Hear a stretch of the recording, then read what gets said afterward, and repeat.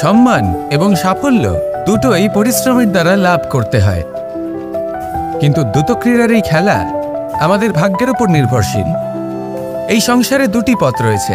একটা পথ যেখানে কর্ম এবং পরিশ্রমের দ্বারা আপনি নিজের পথ নিজেই রচনা করতে পারবেন, আর দ্বিতীয় পথ হলো যেখানে এই ভাগ্য এক মুহূর্তে আপনাকে শিখরেও পৌঁছে দিতে পারে, আবার ধূলিসাৎ করে দিতে পারে। আপনি কোন পথ বাছবেন সেই চয়ন আপনারই। নমস্কার শ্রোতা বন্ধুরা, বং কোর্স ডায়েরি চ্যানেলে আপনাদের সকলকে স্বাগত জানাই। আজকের এই ভিডিওটি থেকে আপনি ভগবান শ্রীকৃষ্ণের মূল্যবান কিছু উপদেশ জানতে পারবেন। এই মূল্যবান উপদেশগুলি আপনি কাজে লাগিয়ে আপনার জীবনে সফলতা অর্জন করতে পারবেন। তাই আজকের এই ভিডিওটি অবশ্যই মনোযোগ সহকারে শেষ পর্যন্ত দেখবেন। আর এই ভিডিওটি দ্বারা আপনি যদি উপকৃত হন তাহলে অবশ্যই একটি লাইক করবেন এবং প্রিয়জনদের সাথে শেয়ার করবেন, যাতে তারাও ভিডিওটি দেখে উপকৃত হয়। এবং আপনারা যারা এই চ্যানেলে নতুন তারা অবশ্যই চ্যানেলটি সাবস্ক্রাইব করবেন এবং বেল বাটনে প্রেস করবেন এরকম আরও অনেক ভিডিওর নোটিফিকেশন পেতে। আর কমেন্টে লিখতে ভুলবেন না জয় শ্রীকৃষ্ণ। এবার আসুন ভিডিওটি শুরু করা যাক। অনেকদিন আগে একটা ব্যক্তি ছিল, নদীর ধারে তার একটা ক্ষেত ছিল, খুব সুন্দর একটা ক্ষেত। পরিশ্রম করে সেখানে সে ফসল উৎপাদন করল। একদিন বন্যা হলো আর সমস্ত ফসল বয়ে নিয়ে গেল। প্রতি বছর বন্যা হতো আর বারবার ওর ফসল বয়ে নিয়ে যেত। সে ব্যক্তি খুব দুঃখী হয়ে পড়ল। সে ভাবল, কেন বারবার আমার সাথে এরকম হয়? তখন একজন ওকে বোঝালো যে প্রতি বছর যখন এই বন্যা আসে তখন সে তোমার ক্ষেত উর্বর মৃত্তিকা দ্বারা পুষ্ট করে তোলে। তখন সেই ব্যক্তি বুঝতে পারল যে প্রকৃতি ওকে কত বড় একটা উপহার দিয়েছে। প্রতি বছর বন্যা শেষ হওয়ার পরে সে ফসল উৎপাদন করত এবং তাতে 10 গুণ বেশি ফসল হতো। এই সংসারে যতক্ষণ না বৃষ্টির ফোঁটা মাটিতে পড়ছে ফসল কিভাবে উৎপন্ন হবে? যতক্ষণ না এই সোনা তীব্র আগুনে উত্তপ্ত হচ্ছে ততক্ষণ সে কুন্দর কি করে হয়ে উঠবে? সেইভাবেই যতক্ষণ না আপনি সমস্যার সম্মুখীন হচ্ছেন জীবনে সামনে এগোবেন কিভাবে? তাই বিপদ হোক বা সমস্যা, তার সম্মুখীন হন, আর তাও ইতিবাচক মনোভাব নিয়ে। দেখবেন অবশেষে আপনি বিকাশের পথে অগ্রসর হয়েছেন। আসুন আমার সাথে ভালোবেসে বলুন, রাধা রাধা। আমাদের জীবনে যখনই আমরা কোনো বড় দায়িত্বের সম্মুখীন হই তখন আমরা তার থেকে দূরে পালাই, আর এই অজুহাত দিই যে না না, এত বেশি ভার বহন করার যোগ্যতা আমার নেই, আমি করতেই পারবো না। দেখুন, এই সংসারে ভিন্ন ভিন্ন ধরনের গাছ আছে, ছোট গাছ, বড় গাছ, কিন্তু বটগাছের মতো বড় এবং নিবিড় গাছ আর একটাও নেই। সে নিঃস্বার্থভাবে এই সংসারকে সেবা করে যায়, ছায়া প্রদান করে, শীতলতা প্রদান করে। আর যখন এমন সময় আসে যখন তার ওপর বোঝা অত্যন্ত বেড়ে যায়, সে কিন্তু কোনোভাবেই ভেঙে পড়ে না। তখন সে নিজের নিঃস্বার্থ কর্মের ফল লাভ করে, সেই নিঃস্বার্থ কর্ম যা সে করেছে। তার দেহ থেকে ছোট ছোট ঝুড়ি বার হয় এবং তা কাণ্ডের আকার ধারণ করে। সেই কাণ্ড মাটির কাছে পৌঁছয় এবং তারপর তা বটগাছের সহায়ক হয়ে ওঠে। সে ভেঙে পড়ে যায় না। এইভাবে আপনিও জীবনে নিঃস্বার্থভাবে সবার সেবা করুন, ভালোবাসুন, সবাইকে সাহায্য করুন। যেদিন আপনার ওপর বোঝা অত্যন্ত বেড়ে যাবে সেদিন এই সব মানুষ আপনাকে সাহায্য করার জন্য আসবেন, আপনার শক্তি হয়ে উঠবেন, আর আপনি বটগাছের মতোই মহান এবং বিশাল হয়ে উঠবেন। আসুন আর আমার সাথে ভালোবেসে বলুন, রাধা রাধা। একদিকে হলো আঙুর আর অন্যদিকে কিশমিশ। দেখতে গেলে এই দুটোই সবারই খুব প্রিয়। শিশু হোক, যুবক হোক বা কোনো বৃদ্ধ ব্যক্তিই হোক না কেন। আর দেখতে গেলে এই কিশমিশ এটা আঙুর থেকেই আসে, তারই অন্য একটি রূপ। কিন্তু কখনো হাটে যান আর গিয়ে জিজ্ঞেস করুন যে এই কিশমিশ আর আঙুর এই দুইয়ের মধ্যে অধিক মূল্য কার? আপনিও নিশ্চয়ই জানবেন যে কিশমিশের মূল্য আঙুরের থেকে অনেক গুণ বেশি। এবার এরকম কেন হয়? এর পেছনে কি কারণ থাকতে পারে? একদিকে হলো সেই আঙুর যা টাটকা অবস্থায় গাছ থেকে পেড়ে খাওয়া যায়, আর অন্যদিকে হলো কিশমিশ যাকে মাসের পর মাস রোদে ফেলে রাখা হয়। একদিকে আঙুর, যা কিনা অত্যন্ত রসালো, আর কিশমিশে কোনো রসই নেই। একটি হলো অত্যন্ত কোমল এবং সুন্দর, অন্যটি অমসৃণ এবং তাতে বিন্দুমাত্র সৌন্দর্য নেই, তাও তার মূল্য বেশি। এইসব কেন হয়? এই কারণেই হয় কারণ সেই আঙুর অনেক মাস পর্যন্ত রোদ সহ্য করে থাকে, কষ্ট সহ্য করে থাকে, তবেই সেই আঙুর কিশমিশে পরিণত হয়। এবার জীবনের কড়া রোদ যাকে সহ্য করতে হয়, তার সাথেও এটাই হয়ে থাকে। তারও মূল্য আপনা থেকেই বৃদ্ধি পায়। আপনার জীবনে আপনার গুণ, আপনার প্রতিভা, তা অত্যন্ত গুরুত্বপূর্ণ। কিন্তু যখন আপনি অভিজ্ঞতা লাভ করেন, তখনই সেই অভিজ্ঞতা আপনার গুণ এবং প্রতিভাকে আরও অনেক বেশি শ্রেষ্ঠ করে তোলে। তাই জীবনের কঠোর রোদের মধ্যেও দাঁড়িয়ে থাকাটা শিখে নিন। সাহসের সাথে কঠিন পরিস্থিতির সম্মুখীন হওয়াটা শিখে নিন। ঠিক এইভাবেই অভিজ্ঞতা লাভ করতে হয়, আর এই অভিজ্ঞতা আপনার মূল্য বৃদ্ধি করতেই থাকবে, করতেই থাকবে। আর তখন এই মন প্রসন্ন হয়ে বলবে, রাধা রাধা। মানুষের জীবনে সবসময় কিছু না কিছু ঘটে চলেছে। কখনো ভালো কিছু ঘটে, আবার কখনো দুর্ঘটনা ঘটে।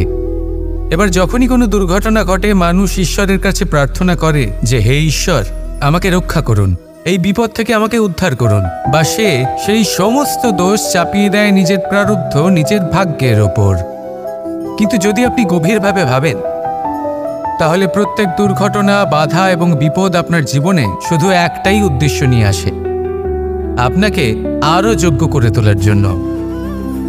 যদি আপনাদের একটা উদাহরণ দিই, বর্ষার ঋতুতে যখন প্রচণ্ড মাত্রায় বৃষ্টি পড়ে, ছাদ থেকে জল পড়তে থাকে, তখন আপনি নিশ্চিত করে নেন, স্থির করে নেন যে এবার আমি এই ছাদকে নতুন করে বানিয়ে তুলব, আরও শক্তিশালী বানিয়ে তুলব, আরও দৃঢ় বানাবো।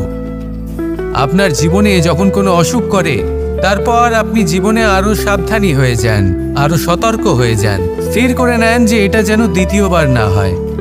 ঠিক কিনা? এই বিপদ, এই দুর্ঘটনা, এই সংকট, এগুলো জীবনে আসবে আপনাকে আরও শ্রেষ্ঠ করে তোলার জন্য। এবার এটা আপনার ওপর। আপনি একে ভাগ্যের পরিহাস বলে মনে করবেন, নাকি ঈশ্বরের সংকেত মনে করবেন, যিনি আপনাকে আরও শ্রেষ্ঠ করে তুলতে চান? সিদ্ধান্ত আপনারই। আসুন আর আমার সাথে ভালোবেসে বলুন, রাধা রাধা। আমাদের মধ্যে বেশিরভাগ মানুষ কোনো না কোনো মহাশক্তির উপস্থিতিকে বিশ্বাস করেন। আমরা মনে করি যে এ হলো সেই মহাশক্তি যার প্রভাব, যার কৃপা চিরকাল আমাদের উপর বজায় থাকে।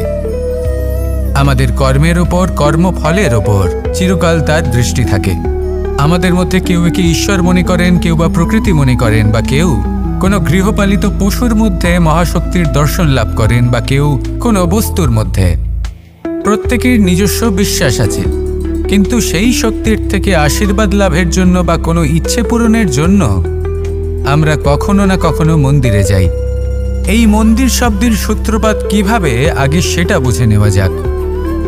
মন্দির, এই শব্দের আরম্ভ হলো মনের দ্বারা। কিন্তু বেশিরভাগ মানুষ যখনই মন্দিরে যান কোনো ইচ্ছে পূরণের জন্য বা ইচ্ছে পূরণ হওয়ার পরে ধন্যবাদ দেওয়ার জন্য, তখন তিনি শুধুমাত্র শারীরিকভাবে সেখানে উপস্থিত থাকেন। তার মন তো সাংসারিক কাজের মধ্যেই ঘোরাফেরা করতে থাকে, তাই না? তাহলে বলুন, এর অর্থ কি?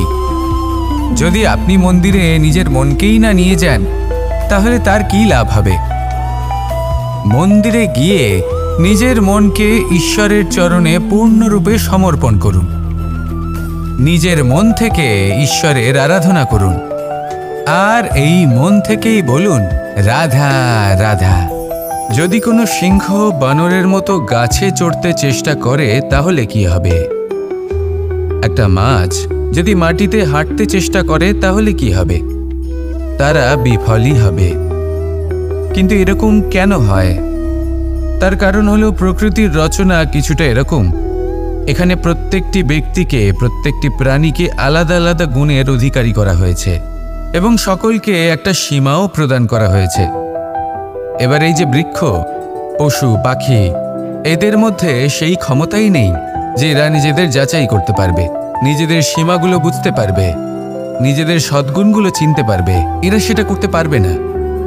কিন্তু মানুষ তো আলাদা। মানুষের কাছে সেই বিশেষ শক্তি আছে যে তারা পূর্ণরূপে নিজেদের যাচাই করতে পারবে, নিজেকে পূর্ণরূপে বুঝতে পারবে, নিজের দোষ, নিজের অপগুণ, নিজের সদ্গুণ, নিজেদের সীমাগুলো তারা বুঝতে পারবে। আর এটা অত্যন্ত গুরুত্বপূর্ণ। কথায় আছে যে যদি সাফল্য লাভ করতে হয় তাহলে নিজেকে যাচাই করে নিতে হবে। তাই নিজেকে যাচাই করুন, নিজের সাথে পরিচিত হয়ে যান এবং জীবনে কর্ম করতে থাকুন। সাফল্যের শিখরে অবশ্যই পৌঁছে যাবেন। আর ওখানে যদি যান তাহলে এই মন প্রসন্ন হয়ে অবশ্যই বলবে, রাধা রাধা। আমরা সবাই প্রকাশের অনুগামী। সূর্যের থেকে আমরা প্রকাশ লাভ করি এবং সেই প্রকাশের কারণে আমরা সবকিছু দেখতে পাই। আর হয়তো সেই জন্য আমরা সূর্যকে এত মান্য করি, তাকে সম্মান করি, তাকে পুজো করি। কিন্তু এই সংসারে শুধুমাত্র সূর্যই কি আছেন যিনি প্রকাশের উৎস? না। যখন সূর্যাস্ত হয় তখন কি হয়? তখন চন্দ্রমা প্রকাশ দিয়ে থাকেন, উনি আমাদের পথ দেখান। আর যখন চন্দ্রমা থাকেন না তখন কি হয়? তখন আমাদের গৃহ প্রকাশময় করে তোলে ছোট্ট একটা প্রদীপ। অর্থাৎ আকার বা নাম গুরুত্বপূর্ণ নয়, গুরুত্বপূর্ণ হলো গুণ। আপনিও এই গুণগুলি আপন করুন। চন্দ্রমা বা প্রদীপের মতো সূর্যের অনুপস্থিতিতেও প্রকাশের কিরণ ছড়িয়ে দিন। সৎপথে চলুন আর আমার সাথে ভালোবেসে বলুন, রাধা রাধা। এই হলো বটগাছের একটা বীজ।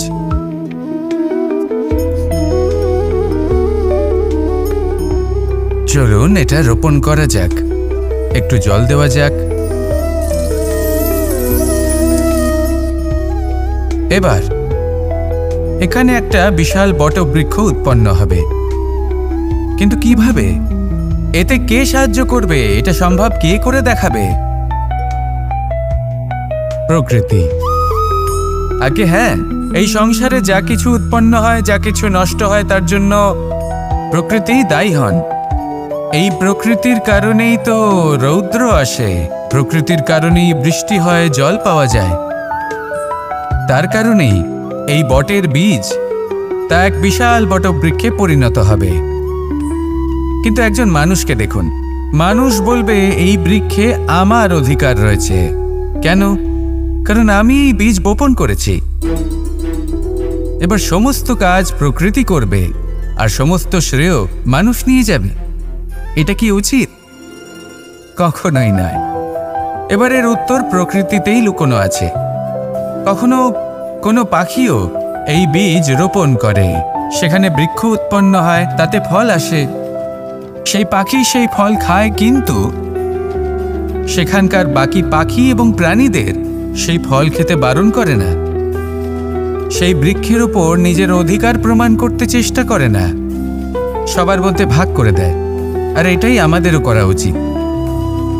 যা প্রকৃতি থেকে আসছে তা আবার প্রকৃতিতেই ফিরে যেতে দিন। এটা অত্যন্ত প্রয়োজনীয়। পাখিদের মতো হতে চেষ্টা করুন, তবেই আপনার এই মন আকাশে উড়তে থাকবে আর সুপ্রসন্ন হয়ে বলবে, রাধা রাধা। পাণ্ডবরা বন থেকে এসেছিলেন। ওনাদের কাছে না কোনো ধন ছিল, না কোনো সম্পদ, না বিদ্যা। নিজের পরিশ্রমের দ্বারা ওনারা বিদ্যা অর্জন করেছিলেন, আর তার দ্বারাই সম্পদ অর্জন করলেন আর ধনও অর্জন করলেন। এই পাণ্ডব ছিলেন অত্যন্ত কুশল এবং শক্তিশালী। যুধিষ্ঠির নিজের পরিশ্রম দ্বারা এমন জ্ঞান অর্জন করেছিলেন যে এই সংসার ওনাকে ধর্মরাজ যুধিষ্ঠির অভিহিত করেছিল। দেখতে গেলে পাণ্ডবদের কাছে সবকিছুই ছিল, কিন্তু যখন বিষয় এলো আরও ধন লাভ করার, তখন যুধিষ্ঠির, যিনি পাণ্ডবদের মধ্যে জ্যেষ্ঠ, তিনি সকল পাণ্ডবদের সাথে দ্যুতক্রীড়ায় অংশগ্রহণ করে ফেললেন। এর ফলে না শুধু ধনলক্ষ্মী, ধর্মলক্ষ্মী, বিবেক লক্ষ্মীকেও হারালেন, আর শুধু তাই নয়, নিজের গৃহলক্ষ্মী দ্রৌপদীকেও হারিয়ে ফেললেন। এর কারণ কি? ভুলে গেলেন খুব সহজ একটা কথা। এই সংসারে সম্মান এবং সাফল্য দুটোই পরিশ্রমের দ্বারা লাভ করতে হয়, কিন্তু দ্রুতক্রীড়ার এই খেলা আমাদের ভাগ্যের উপর নির্ভরশীল। এই সংসারে দুটি পথ রয়েছে। একটা পথ যেখানে কর্ম এবং পরিশ্রমের দ্বারা আপনি নিজের পথ নিজেই রচনা করতে পারবেন, আর দ্বিতীয় পথ হলো যেখানে এই ভাগ্য এক মুহূর্তে আপনাকে শিখরেও পৌঁছে দিতে পারে, আবার ধূলিসাৎ করে দিতে পারে। আপনি কোন পথ বাছবেন সেই চয়ন আপনারই। আসুন আর আমার সাথে ভালোবেসে বলুন রাধা রাধা। কিছু মানুষ বড়ই বিচিত্র হন, এমনভাবে জীবনযাপন করেন যেন তাদের কোনোদিন মৃত্যুই হবে না। নিজেদের অহংকারের বশে একটা কথা ভুলে যান, যে যতই তারা নিঃশ্বাস নিচ্ছেন, যতই তারা জীবনযাপন করছেন, ততই তারা মৃত্যুর দিকে এগিয়ে চলেছেন। কারণ আমাদের এই জীবন তার নিঃশ্বাসের ওপর নির্ভরশীল। নিঃশ্বাস চলছে মানে জীবন চলছে। নিঃশ্বাস যদি থেমে যায় তাহলে জীবনও থেমে যাবে। আমাদের জীবনের প্রদীপ যে কোনো মুহূর্তে নিভে যেতে পারে, আর কত সময় বাকি রয়েছে সেই বিষয়ে আমাদের কোনো ধারণাই নেই। তাই যে মুহূর্ত আমরা এখন যাপন করছি সেটার সদ্ব্যবহার করে নেওয়া যাক, কোনো শুভ কর্ম করে নেওয়া যাক, এমন কোনো কর্ম যার দ্বারা আমাদের ব্যক্তিত্বতে এমন এক চমক আসে যে আমাদের মৃত্যুর পরেও এই সংসার আমাদের চিরস্মরণীয় করে। কারণ একটা কথা ঠিক, মৃত্যু হলো একটা অটল সত্য, তাকে মেনে নিতেই হবে, স্মরণীয় করে রাখতেই হবে। যে সময় আছে তার সদ্ব্যবহার করুন, আর আমার সাথে ভালোবেসে বলুন রাধা রাধা। মোহ আপনার অন্তরের আরও একটা শত্রু। এবার মানুষ প্রেম আর মোহের মধ্যে পার্থক্য বুঝতে পারে না। কিছু মানুষ ভাবে যে মোহর মধ্যে খারাপ কি আছে।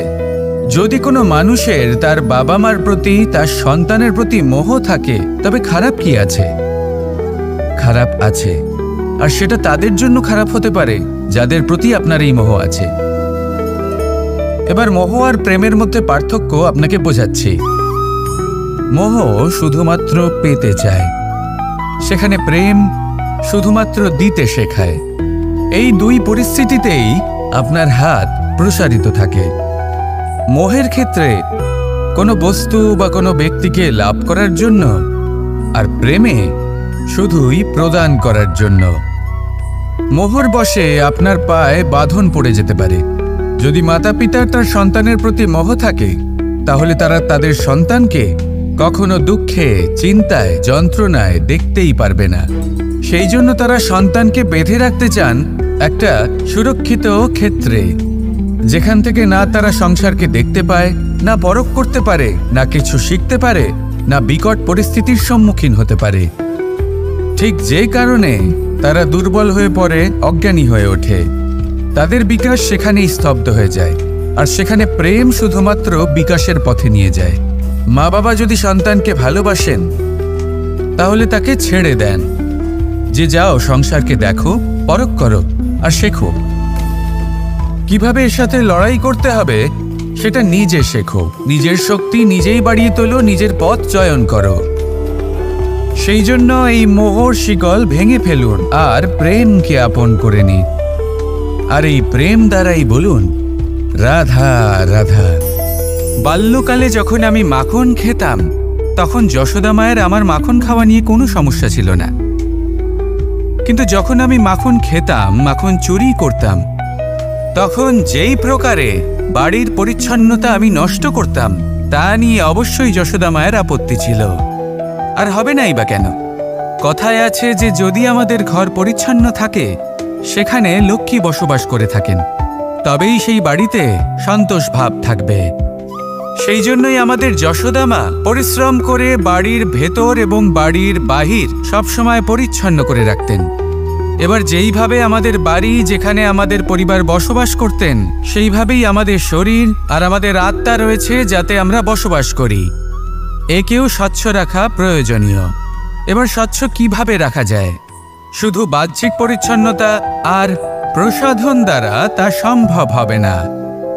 জীবনে কিছু কটু অভিজ্ঞতা আমাদের সকলের থাকে। সেই কটু অভিজ্ঞতাগুলির কারণে আমাদের মন, আমাদের আত্মা মলিন হয়ে যায়। এই মালিন্য থেকে আমাদের আত্মাকে মুক্ত করা অত্যন্ত প্রয়োজনীয়। এই স্বচ্ছতা অত্যন্ত প্রয়োজনীয়। আর আমাদের এই মন মালিন্য থেকে মুক্ত হতে পারে শুধুমাত্র প্রেম এবং করুণার দ্বারা। তাই সকলকে ভালোবাসতে থাকুন আর মনের মধ্যে করুণার বোধ জাগ্রত করুন। কারণ যেইভাবে বাড়ি পরিষ্কার থাকলে তাতে লক্ষ্মী বসবাস করেন, সন্তোষবোধ বজায় থাকে, সেইভাবেই যদি মন স্বচ্ছ থাকে তাহলে তাতে সন্তোষও থাকবে, শান্তিও থাকবে। তাহলে ভালোবাসতে থাকুন, মনের মধ্যে করুণাবোধ জাগ্রত করুন আর আমার সাথে ভালোবেসে বলুন রাধা রাধা।